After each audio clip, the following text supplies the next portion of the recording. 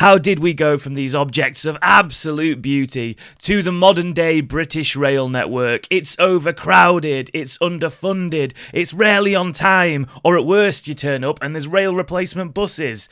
In today's video, I explore the rise and the fall of the once great British railways. The problem with pioneering an idea, like Britain did in the 1700s, inventing the railways, is that for all the justified applause towards it and for all the worldwide recognition towards innovation, the reality of it is the rest of the world also then just looked at it and went, we should do that, but we should do it better.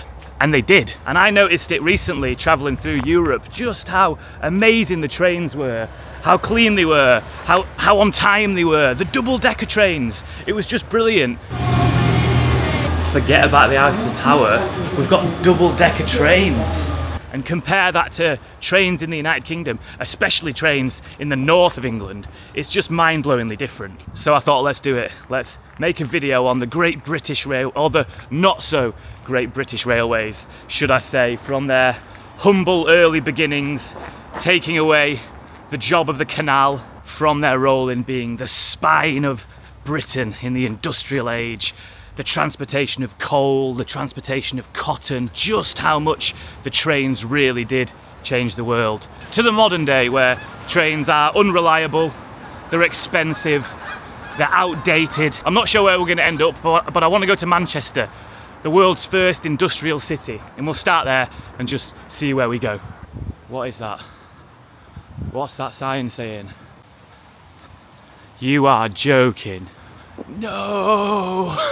Oh, for God's sake. The irony is not lost on me that I've come out to make a video about the decline of the British Railways, and where I want to go, Manchester, there's no trains until the 22nd of September. Right, there we go, we've hit the first curveball. There are no trains running to where I want to go, and I don't want to get on an hour-and-a-half rail replacement bus. I hate those so much.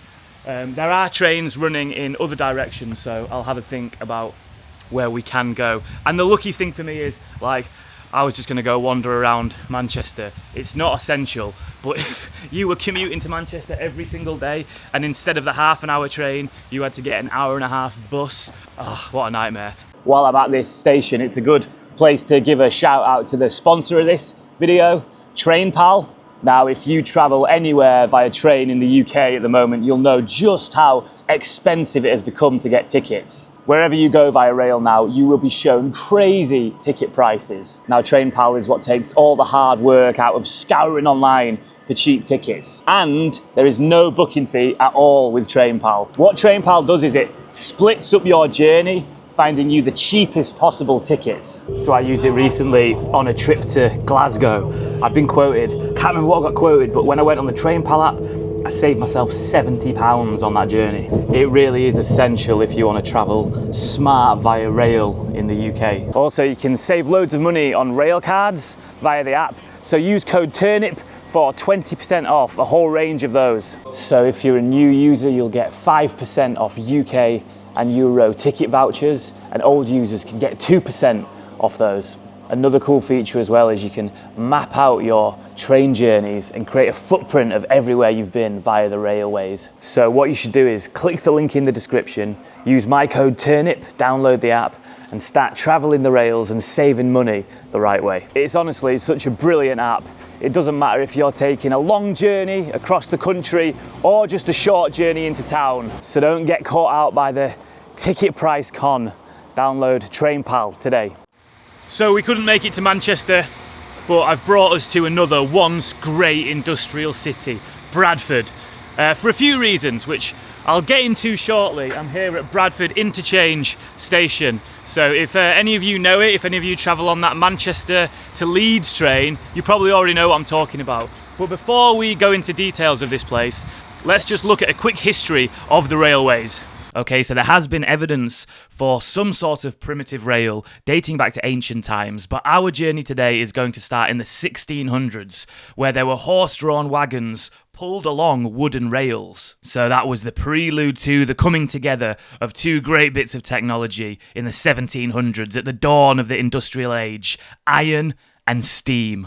So it was in this village in England in 1768, Coalbrookdale, which was revolutionary for its production of iron, that they combined the traditional wooden rails with this stronger, sturdier, longer-lasting material. Now, people were becoming aware of how powerful steam could be from the very start of the 1700s, but it was in the 1760s when a man named James Watt patented a design of a new steam engine which was so powerful that it could turn a wheel. So it was here at the end of the 1700s where all the elements were there. They had the strong, sturdy tracks, they had the ability to turn a wheel, they knew what was coming, they just had to piece it together. It all came together successfully in 1804, where the first steam-powered locomotive was used to transport iron. Then in County Durham in 1825 came the first steam-powered passenger train. The next big technological advancement came from Henry Bessemer in the 1850s in Sheffield, where he found a way to mass-produce steel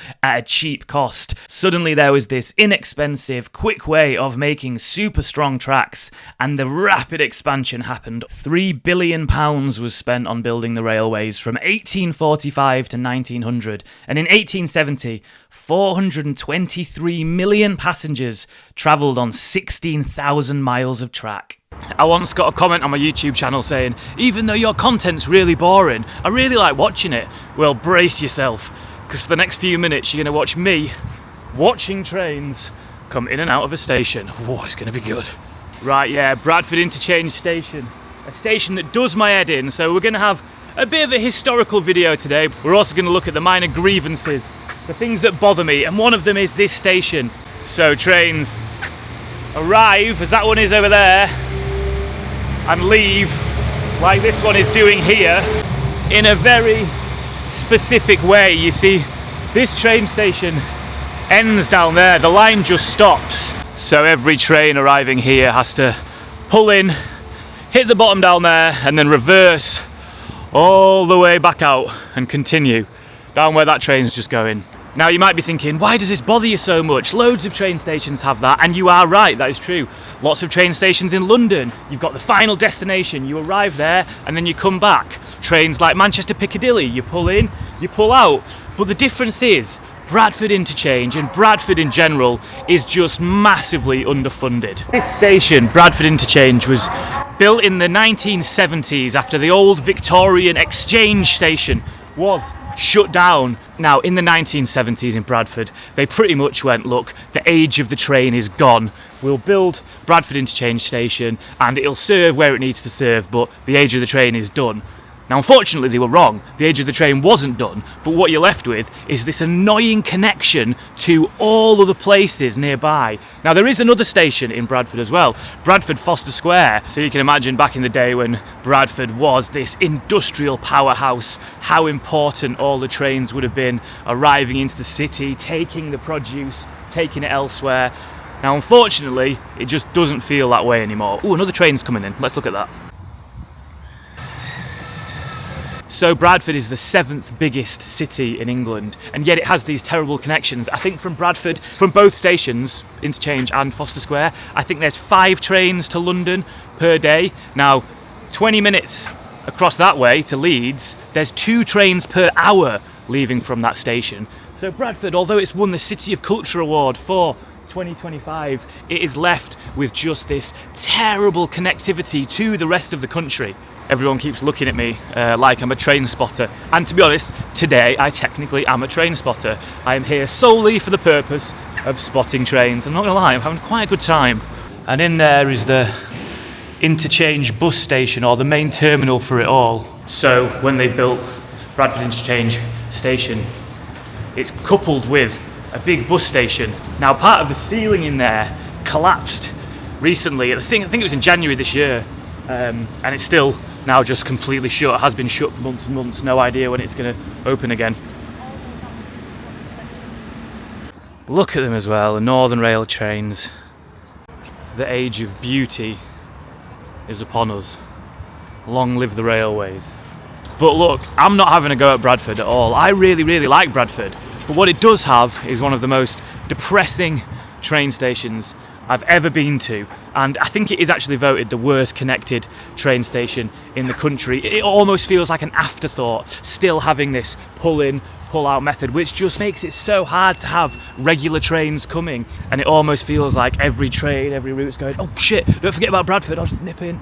It's not a priority at all, and that needs to change if this city wants to be leveled up, if this city wants to prosper. And here she is, my rusty steed home.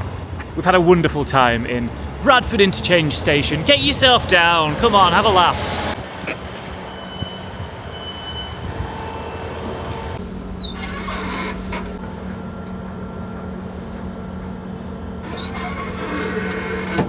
So we're back on the train. We've looked at the rise of the trains from its incredible beginnings to its glory days throughout the Industrial Revolution, how it serviced once great industrial cities like Bradford, and how now the city, suffering for many reasons, but one being its lack of good transport, lack of good connections. So now let's talk about the fall, or the beginnings of the fall of the great railways of Britain. So the first competition for the steam train came in 1883, and it was with an electric railway in Brighton, Volks Electric Railway, which is still functioning to this day. Now this was just a small bit of fun railway line used for exploring Brighton's promenade. However, it proved what was possible. So the next bit of competition came from the advancement in technology in the internal combustion engine. The cost and the manpower that came with shoveling coal to fuel the great engines of the steam trains suddenly became an unjustifiable expense with the alternative fuel sources that were arriving. So it was in 1902 when the first petrol fuel train arrived, but it was in the 1930s that diesel really started to become popular with trains. Now the internal combustion engine also led to the popularity of the car, the personal vehicle, and by the 1930s as well, in Britain, there were 1 million cars on the road. Suddenly, the eyes of progression were gazed firmly upon the future of the roads. Then the motorways arrived in the United Kingdom in the 1950s,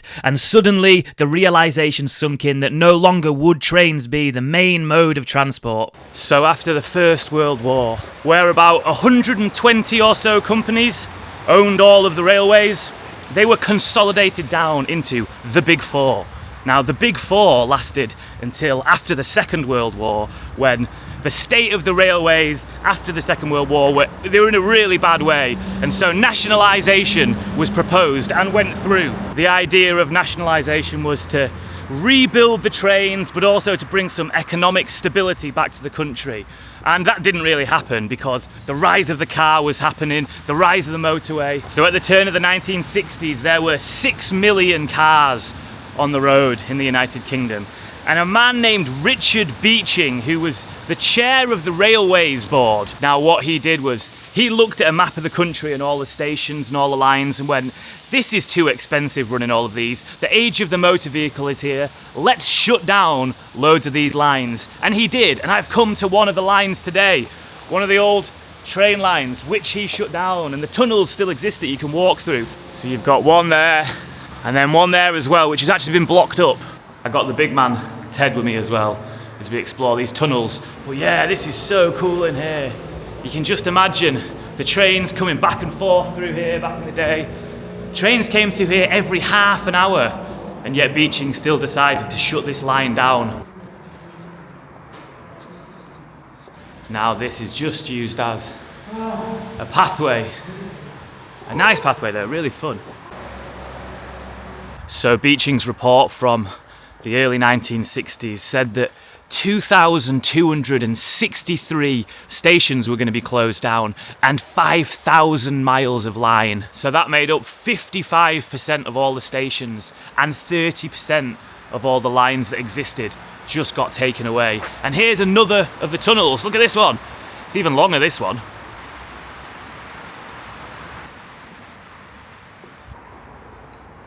I love these street lamps in here. So cool, lighting the way. It is pretty spooky though, walking down this, especially when you're completely on your own. So Beeching got rid of all of those stations and lines, just like the one I'm in here in Bacup.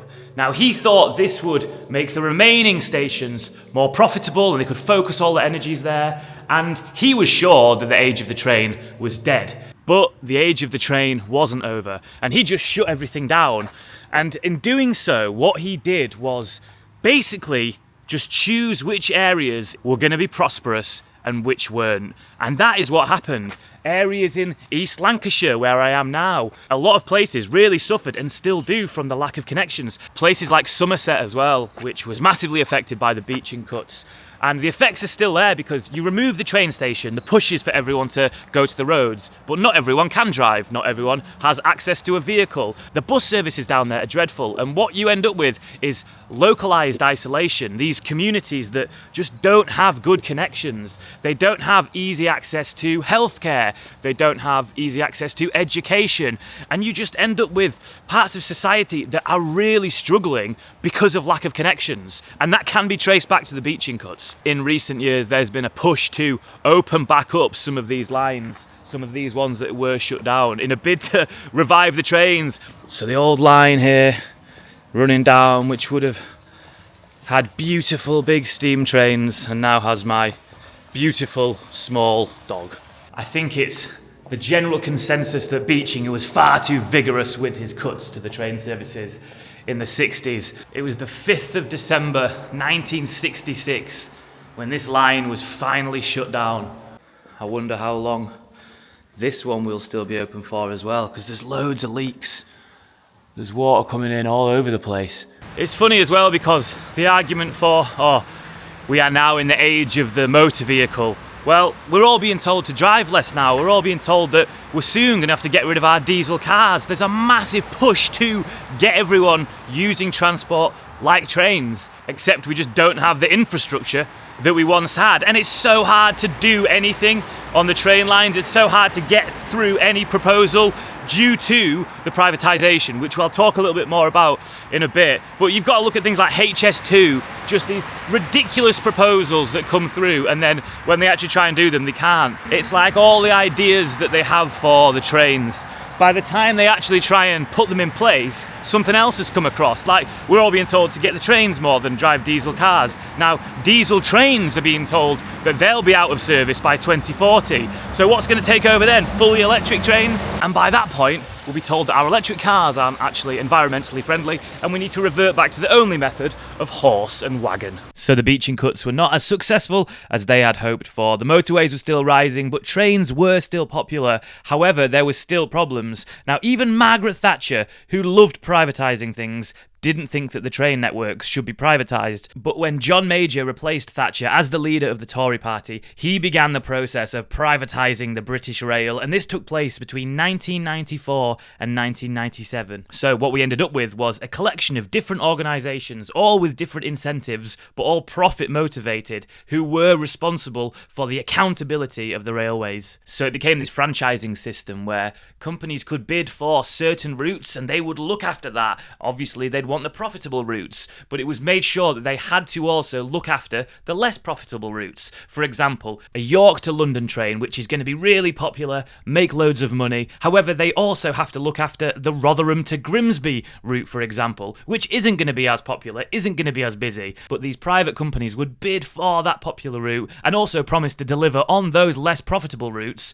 but just never fulfill those promises. Then another franchise would come along and do the exact same thing, and you're left with a train from York to London that can cover that massive distance in 1 hour 49 minutes, and a train from Rotherham to Grimsby, which is just a really short distance that will take you 1 hour 47 minutes. So moving into the 2020s and throughout COVID, when passenger numbers were so low on trains, it effectively was renationalised briefly. And coming out of COVID, these franchising systems have effectively been abolished. And now we have a new Labour government who are promising to renationalise the whole rails, with the hope that these unpopular routes, these unprofitable routes, will, in theory, get the care and attention they need, because it's not going to be all about money. Oh God, I'm going to be honest, I just don't have faith in that. So I actually have headed to Manchester now to end this video on the rail replacement, which was awful. I'm going to ask some people what their experience is of the modern day railways. So let's get chatting to some people. The trains in Japan are just super clean, they're on time, they just work like clockwork, and then you come back to the rickety trains of the north, and Yeah. it is just the heaters are blasting. It makes you fall asleep, and it's just dirty. And Yeah. I'm not saying every train I've ever used in the UK is bad, but compared to Japan, they know what they're doing. So yeah, I try to avoid them as and when I can. I'd much prefer getting a coach now. To be honest. Really? Yeah. Even when I was going to Edinburgh the other day, I was looking at coaches. I ended up getting the train in the end, just because I needed to be there on time. But that was the only reason. Pretty much spending the same time on there. You know, like it's a couple of hours extra. There's going to be less drunken gangs of people on the coach. On a You coach, yeah. probably have a little bit more peace on Yeah, the good coach. point. Because if you go to Switzerland, in Zurich or somewhere, the train service is that good, people ditch their cars. How often do you get on the train? Well, at least once a week, sometimes more. Okay. I don't do any challenging journeys. I mean, I don't particularly travel at rush hour. Right. Okay. Yeah. That's a good so, point. Actually. So there's always space on the trains when I get on them. There's always a seat for you. Yeah, usually, yeah. But I do travel by train to other places as well. You know, Yeah.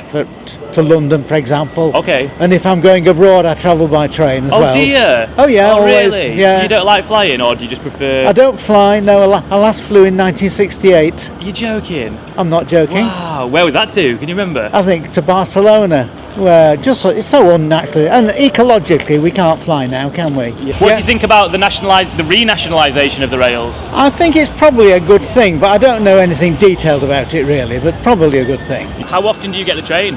About 4 times a week. I'm a university student. Right at the moment they're not working, they're not on. Oh really? No. Yeah, so I have to drive half an hour to get the tram, and then it's a 40-minute tram journey as opposed to a 5-minute drive to the station and then a 28-minute train journey. They're wildly expensive, so it costs me about £12 a day with a rail card as a student. And that's 4 times a month. That's 4 times a week. So how much is that per month?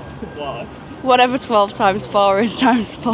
I'll put the calculation in, but it's a lot. It's a lot of money, yeah. Because I cannot afford to travel like often by train. Oh, It's yeah. the most expensive trains in the Europe. All right. What were trains like back in Ukraine? Were they expensive or cheap? Well, it's cheap. Like you can get literally for like 30 quid. You can get the same service, like, but you can pass 1,000 miles or something Oh wow. for the same price. Mixed. Sometimes great, sometimes disappointing. Yeah. Especially if the loos are locked or Yeah. the station itself is closed, local stations. And And what are your thoughts on the renationalisation of the railways? for the long distance journeys, probably a good idea. Yeah. Yeah, especially if you've got to switch providers. Yeah. I use a train if I'm coming into Manchester or long distance, Yeah. ideally. Or if I'm going to have a drink. Yeah, fair enough. Good point. Yeah. So, what are your thoughts on the renationalisation of the British Railways? Now, the new Labour government has said that it will happen within 5 years of coming to power. Now, they've pledged to guarantee the cheapest fares as part of the biggest reform of our railways for a generation. So, should we get excited? Or is it just pub talk? From the ludicrously expensive pantomime that has been HS2, it's hard to believe that anyone in the government will have the sense to navigate the intricate and complicated web that is the British rail network without lining someone else's pockets. And those cheap train tickets that we've promised, they're going to be delivered by 2035. 2035 sounds like, should I just say 2030? Yeah, should I just say it? And if it doesn't happen, then we'll just make up an excuse. Yeah, brilliant. 2030.